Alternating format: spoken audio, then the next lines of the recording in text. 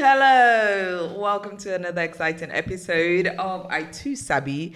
Now you'll be hearing my voice alone today because Chidi has gone somewhere we don't know. The producer and I don't even know if Chidi has gone to get married. I don't know if but Chidi said his work he went for.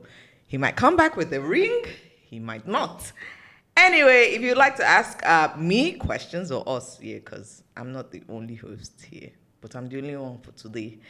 Check the episode notes as well as our social media pages for the form that you can fill out with your questions and we would answer. Today, I'm not alone because, what's a podcast when you're just talking to yourself? Radio without battery. Hello. I'm not alone here today. I've got the one, the only. I'm going to pronounce it well.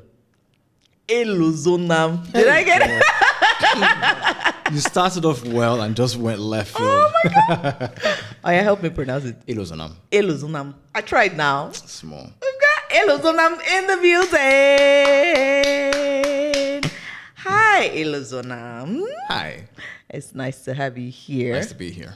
He's looking so dapper. I can't get my eyes off him. I'm already sweating. It's the brand. How do you manage this? Girls flinging their underwears and all of that and sweating. You think that's what's happening. What is happening, my brother? It's not It's happening. Even me, I want to fling. Well, we seen the pants, no. All right. Quickly give us a proper introduction. Yeah. Of myself? Yes, of yourself. Okay, so my name is Elozonam. I am a content creator, creative, director, producer, editor, musician, all-round creative. All-round creative. An actor.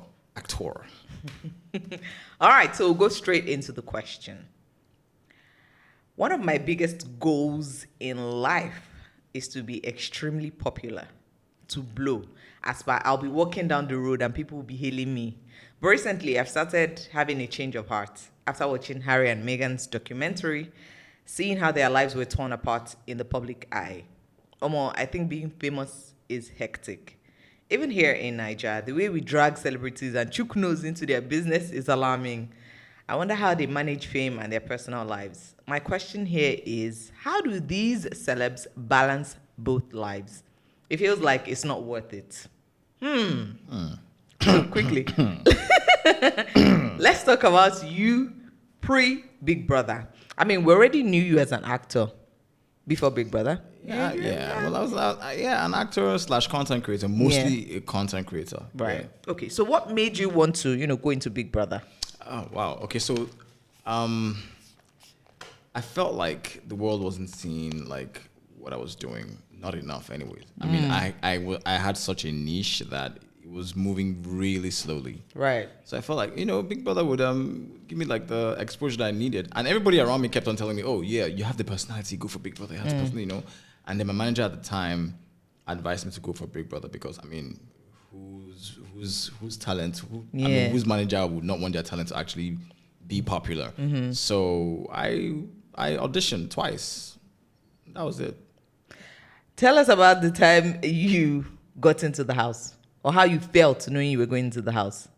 Look, it was very because the whole that thing, moment, was it a call, a message, an email? So I had auditioned I had gone through a series of auditions and then I didn't hear back from them again, and I was like, okay, you know what, whatever, I'm just gonna carry on with life and focus on plan A, because to be honest, Big Brother was plan B that was supposed to supplement, like help plan A, right? Right. I was gonna go with plan A and put it in for the long haul, however long it takes, I was going to do it. Mm-hmm. And then a few months later, like after I had gone through the auditions and everything, the show had started. And then one day I was like, I think I'd gone for an audition for Tinsel.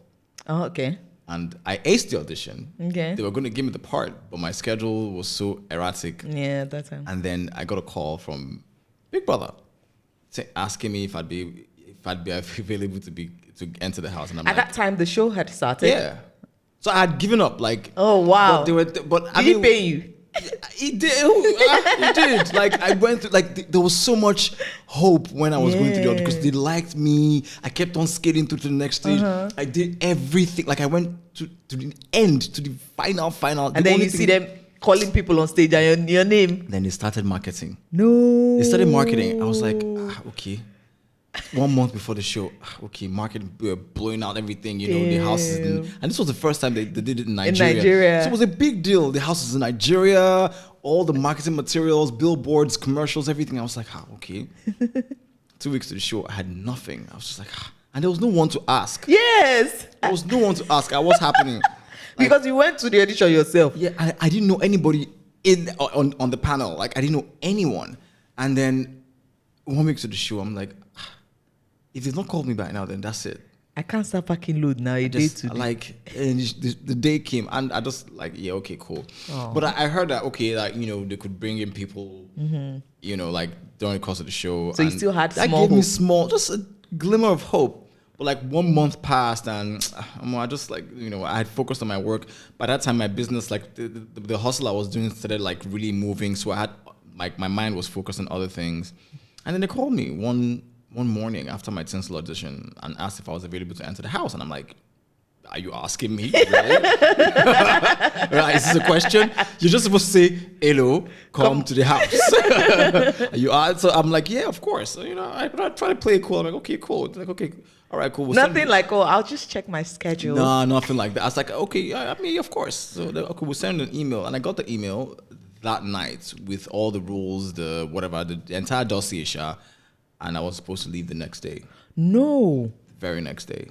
And you were to pack for how many days? I was to pack for how long I thought I was going to stay in the house. And that's why I didn't pack that many things. I didn't have time to shop. I didn't have time to do anything. So I just packed what I had, and a lot of which they actually had to send back because of brands. They were all branded items. So like I had very little clothes in the house, but like they just shipped me out the next day, and I went into lockdown. Everybody else had like about a month to prepare. I had 10 hours. Wow. And I just left everything I was doing because I was in the middle of producing some commercials. I just handed it over to the rest of the team because I knew this was going to help everybody. Yeah. So I went in and the rest is history. Aww. So what was your best moment as a contestant in the house, if you remember? I had a lot of moments that actually stick out for me. The bestest. I don't know if I can say I had the best moment. When I won Head of House, I think. Is that when I won Head of House or the Veto Power thing? When I won Head of House, because that was really triumphant for me. Like I really felt like I felt it. Everybody else out here felt the impact of my Veto Power. I didn't feel it inside the house. But like the Head of House thing, that was a triumphant moment for me. Right. So what did you not like about Big Brother in general? I don't think there's anything I didn't like about it. I mean, before you enter the house, you are mentally prepared for it. Who prepares you mentally? Therapist, or you prepare yourself? You do a psych eval, right? And then there's they give you this contract, this material to read, and you must read. You have to read it. You have to read everything. So in the material, it contains the fact a lot of things, including exactly what you're going to be dealing with. It'll tell you that you're going to be exposed to lots of harsh conditions and this and that and that and that and that. So you have to just, prepare. So that for a fact that when you're entering a house that you cannot just up and leave, you're not going to have your cell phone. So you have to confront everything, right? So it's a harsh environment, but it's fun. So that's what you didn't like. You came in 8th place, which is still a big deal. It's a huge deal. It's very huge. Did you think you were going to win? No. Uh-oh. I didn't think I was. I never for once thought I was going to win because. What? That's so blunt. Yeah.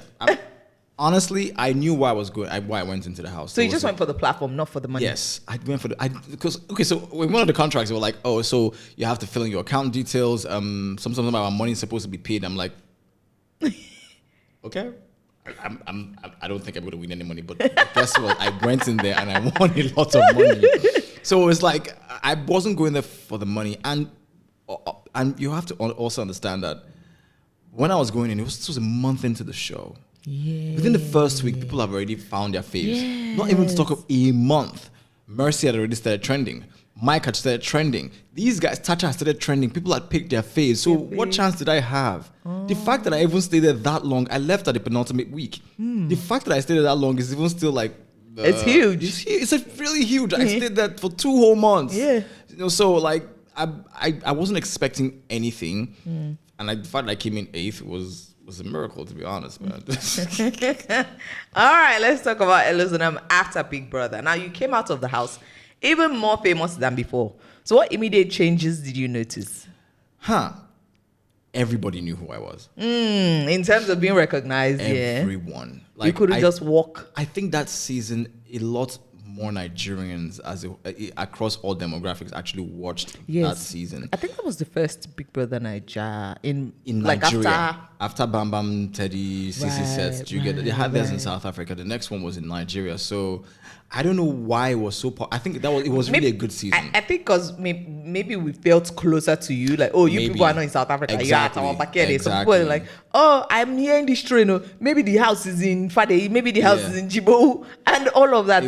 I'm guessing people felt closer to the housemates. Oh my God. It was so everybody, like, it was very, how will I put it? It was a bit jarring. Like, it just threw me into cold water. Like, that was how the change. I mean, I expected that once I got out the house, some things would change, but it was extremely dramatic. Like, I could not walk down the street without somebody recognizing me. That's how it was.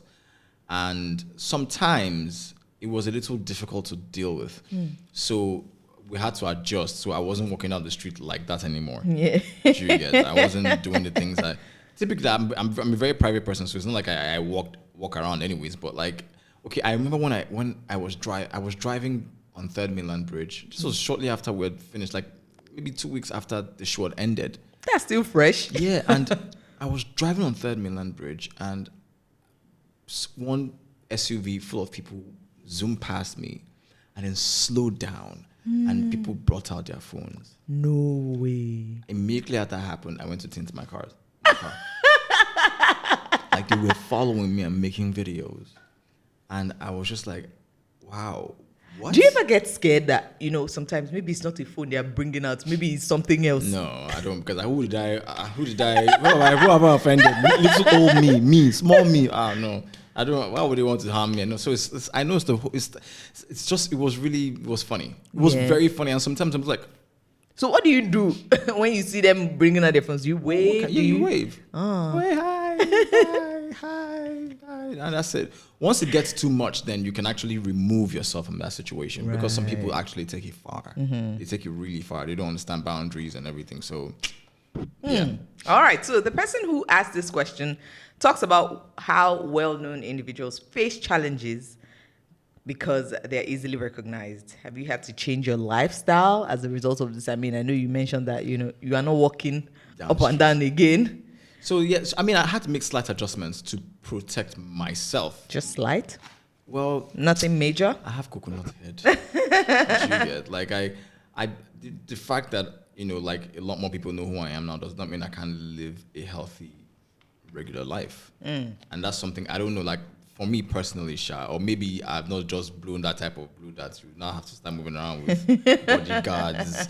And, but like, I do my own grocery shopping myself. Yeah. I still do. I do regular stuff. Right. I go and visit my parents. I'll come out. I walk into you can happen to see me on the road.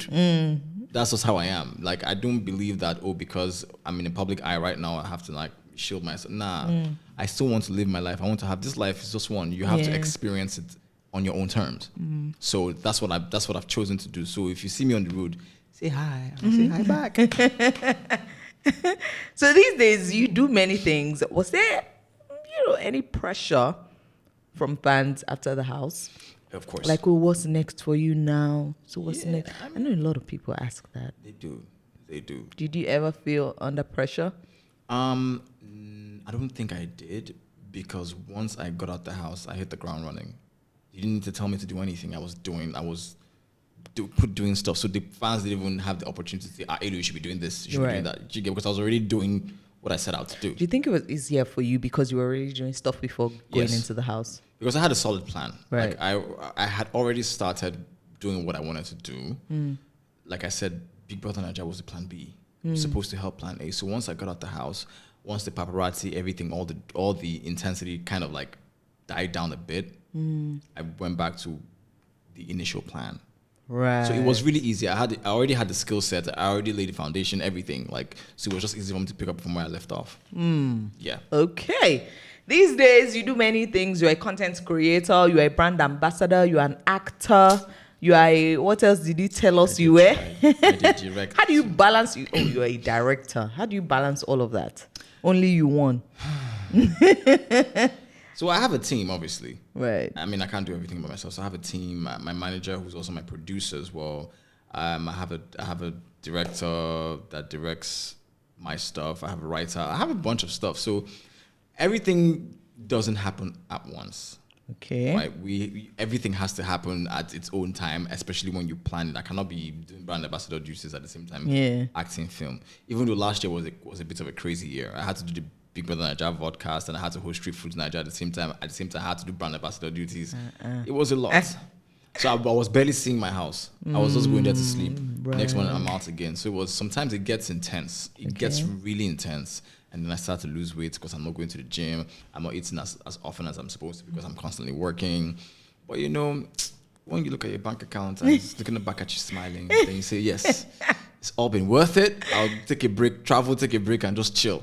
You know? Right. Okay, so back to the question now. I don't want us to get off track. This person here says, even here in Nigeria, the way we drag our celebrities and chook nose into their business is alarming. Now, this is one of the reasons this person does not want to blow again. How do you handle when people, for lack of better words, chook nose into your matter?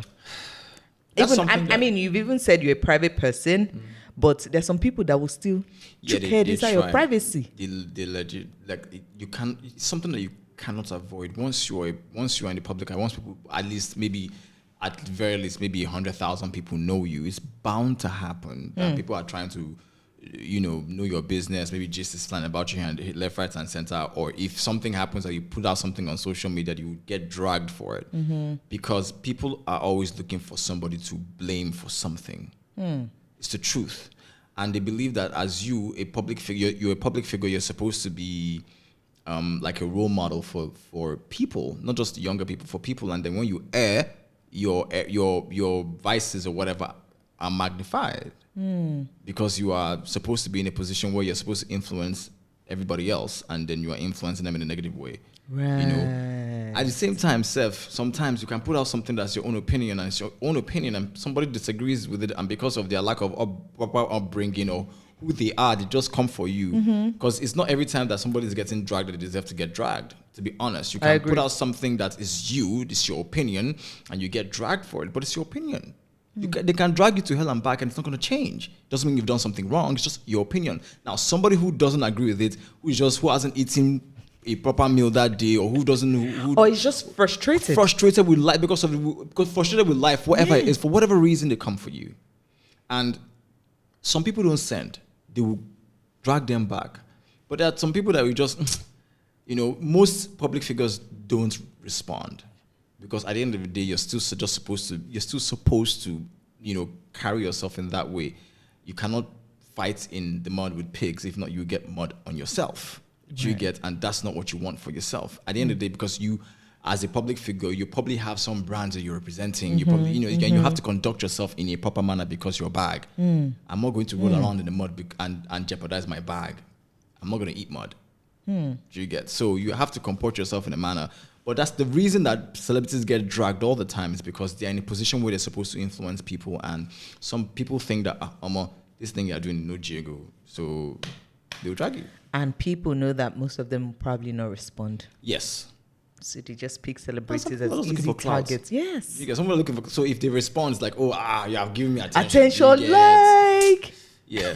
Personally, I've been dragged. Maybe that was going to be my next question. Have you been dragged before? How did you handle it? What was the drag? Oh, there was one time that I was dragged for, I don't know, I think it was during lockdown set. I tweeted something, I can't remember, and then if an entire fan base came for me. Oh. And what I tweeted was not even, they came for me. So did they think you were tweeting at their No, they knew. Because his name was there. Oh. But it wasn't what it was intended to be. I was just like, that was it too. Did you delete it? I delete fire. I didn't. I didn't. Why would I? That's the thing. I say you do it to your full chest. I didn't delete it. It came from me, and I dragged back. I dragged back. You did? Yes, I dragged back. Did you pick a scapegoat, or you were I just was dragging returning? left, right, and center. Like you people, they know me who I am. Like I would. So most times I'll keep quiet. Like I will not say anything. But like at some point when I have your time, there are a few times I've actually responded. When they catch you on a bad day.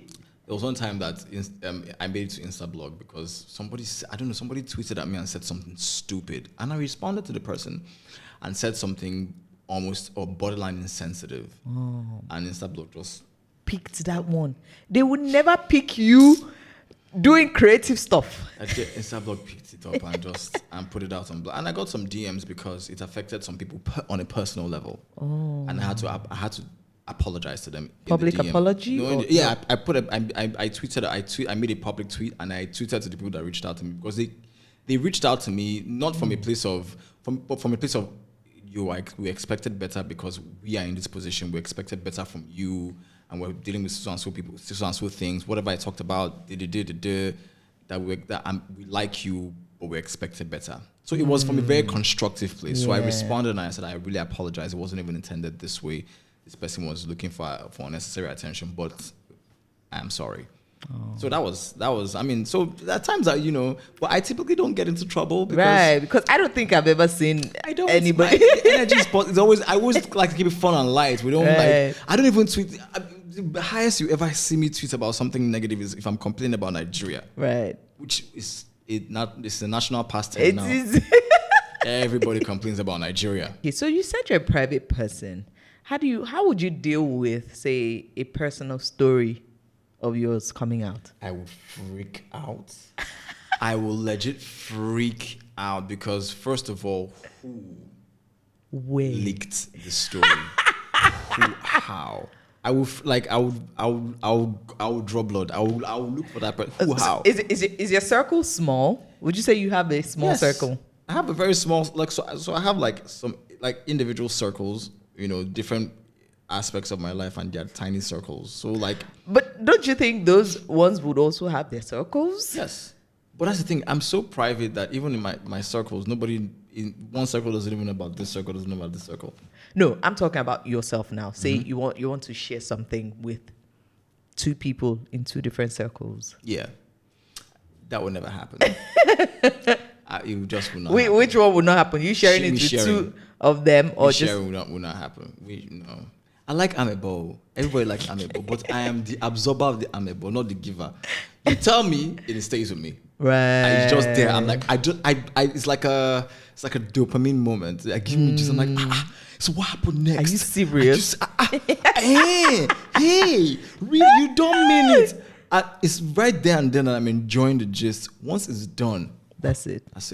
It's done. And I think that habit transcends to other things. I don't typically tell people business. My business. Yeah. I don't. Even people that are really close to me, except they ask, "Oh, hey, what's going on with work? What's going on with life?" And I was like, "Hey, just and everything." But like the deeply personal stuff is just for me.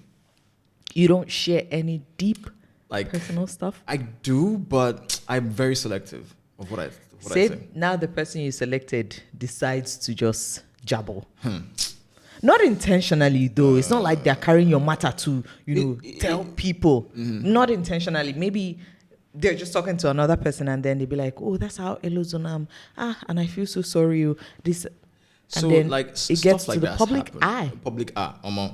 So that's the thing. Now, I've come to understand that people don't own up to their shit. Can I curse? Of course, yeah. People don't own up to their shit because for a fact that I only told you this thing. So how did I tell only you this very, very ultra specific detail, and I'm hearing it somewhere else, and you're telling me that you're not the one who said it? So who? Who? And it's happened a couple of times. And when that happens, I now get more reserved and I'll get more cautious about what I tell you. But if it comes out in the public eye, I don't know what to do. I don't know what I'll do because actually, something like that happened. Oh yeah. Give us the tea. I don't know if I should be saying this. Say it. This is a safe space. Couple years ago, I got dragged on Twitter, for they accused me of sleeping with somebody's wife. Did you not hear They accused I me of swear I did not. So, and and I how- practically live on Twitter. And how that just came out, I was it was a chat with my friend, and the girl had gone to Dubai. And the typical thing when people go abroad is bring chocolate for when we are coming back home. Yeah. And the girl made the comments, like it was a weird comment, but could be passed off as something else.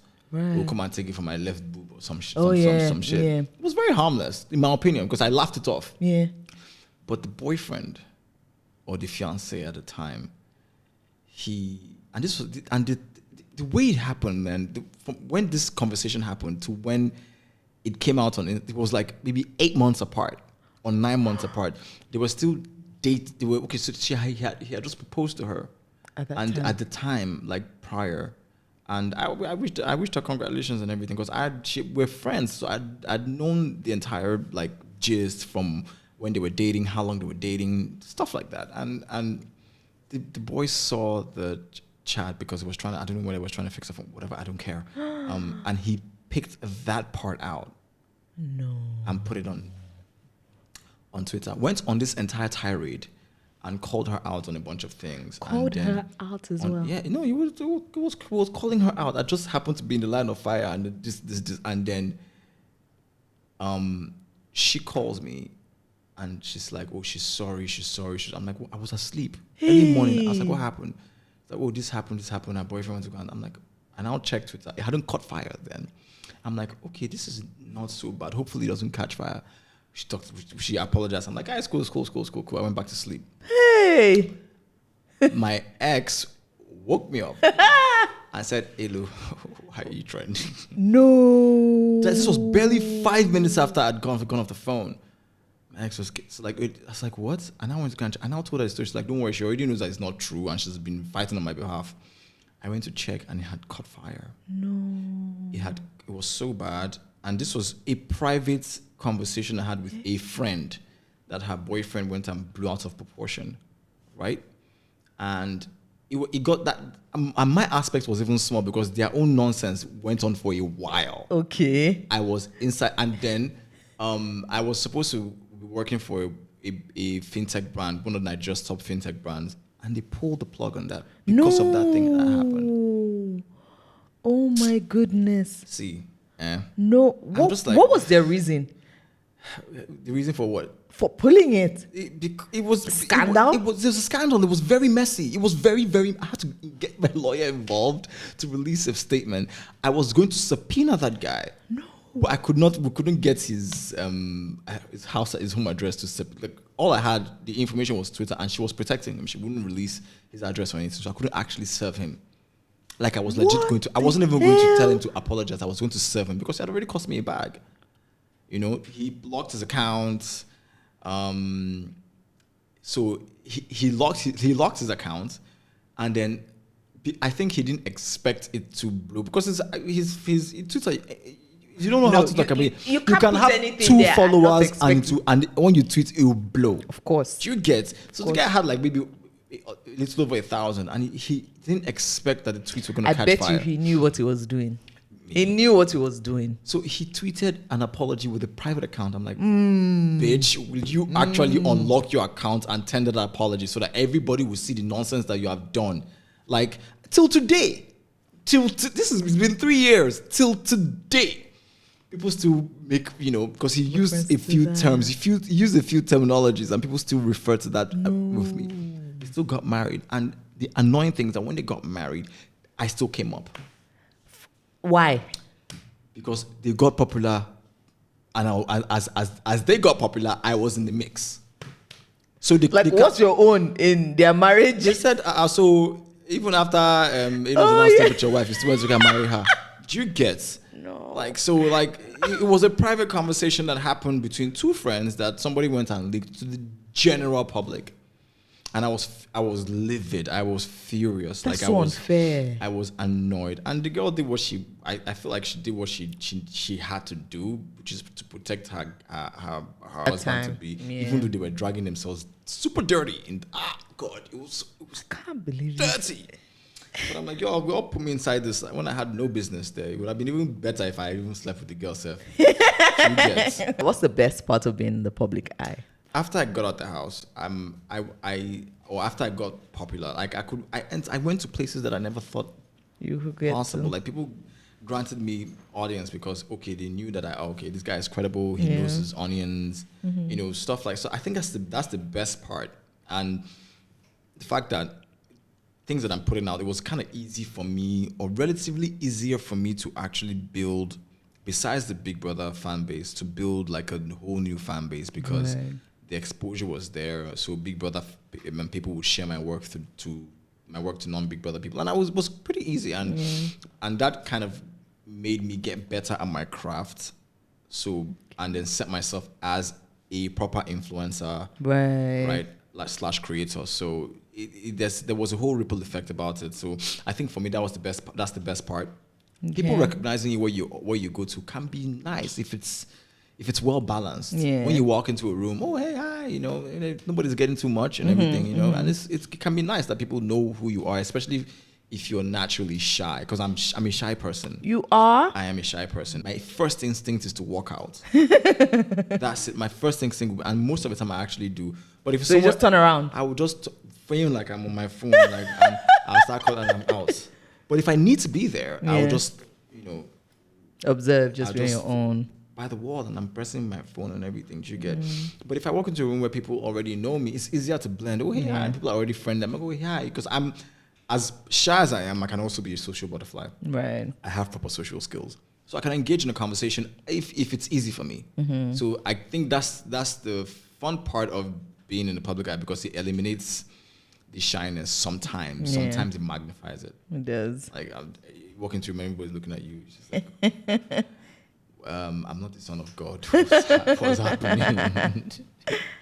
So yeah. This very, very important question. One of his or her, I don't know. One of their biggest goals in life is to be extremely popular, to blow. So what advice do you have for this person? Who was it? This musician, this Black American musician who is dead now. He said, fame, I think it was Jay-Z. Fame is a hell of a drug. Fame is a hell of a drug. If you want to be popular, that's fine, that's well and good, but what do you want to be known for? You can be popular for something bad. You can be a scammer, a popular scammer. You can be a popular murderer. You can be a whatever. You can be a criminal. What do you want to be known for? It's not just about wanting to be popular, but you have to actually be adding something of value, right? That would make your popularity last longer. Look at Bill Gates. Look at Steve Jobs. Even Steve Jobs in his death is still popular. So if you want to be famous, be sure that you know what you want to use that fame for. Right. Because when it's gone, you're going to have withdrawal symptoms. It's like that for everybody. Once, like, everybody feels, especially Big Brother Nigeria people, like, when you come out, everybody's like on your matter, on your date. By the time you do your reunion, it's intense, and then by the time it's done, it's like this. It just the next takes set. a nosedive, because the next set comes in and the attention is shifted from you to them, especially if you have not done something worthy of note with your time in the limelight, right? That would keep the momentum going. So when it's gone, you will feel it. You would actually feel, you would legit feel it, because everybody likes attention. It's like you now getting attention from a guy. The guy is constantly buying you stuff, calling you left, right, and center. Let's pray in the morning. Let's pray in the night. Have you eaten? Fuma, you good? What's going on? He's constantly on your matter, and then one day he stops. You will, you will feel Who it. is this guy? Why is he not? Exactly. You will feel it. You will legit feel it. So my advice to this person is, know what you want to use the fame for, and if you find something that's very sustainable, you keep it going. Don't just blow because you want to blow. How are you going to blow? Are you going to be a musician? What are you going to be known for? So once you have that on lockdown, you're good. To the person that asked this question, I hope that the expert here has been able to dissect and answer this question, because me, I cannot. I too Sabi, but I don't really Sabi reach this level. Please follow us on Twitter and Instagram at I2Sabi Podcast, and make sure you subscribe to the podcast on Apple Podcasts, Spotify, Google Podcasts, or whatever streaming platform you listen to podcasts on. You can also subscribe to our YouTube channel at I2Sabi Podcast. Don't forget to rate and review us on podcast streaming platforms. Thank you so much.